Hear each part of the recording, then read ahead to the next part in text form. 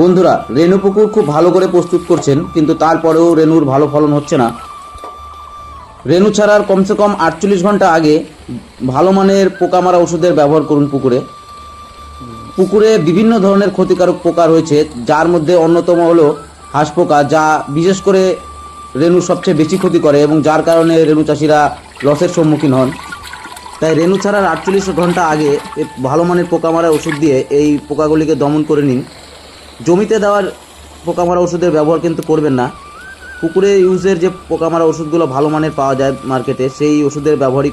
আর রেনু ছাড়ার কমসে কম 48 ঘন্টা আগে কিন্তু ওষুধটা ব্যবহার করবেন, এতে ওষুধের কার্যকারিতা নষ্ট হয়ে যায় এবং রেনুর পরবর্তীতে কোনো ক্ষতি হয় না। ভিডিওটি ভালো লাগলে ভিডিওটাতে অবশ্যই একটি লাইক দেবেন, আর এইরকম ইনফরমেটিভ ভিডিও পেতে আমার চ্যানেলটি অবশ্যই সাবস্ক্রাইব করে রাখবেন। দেখা হবে পরের ভিডিওতে।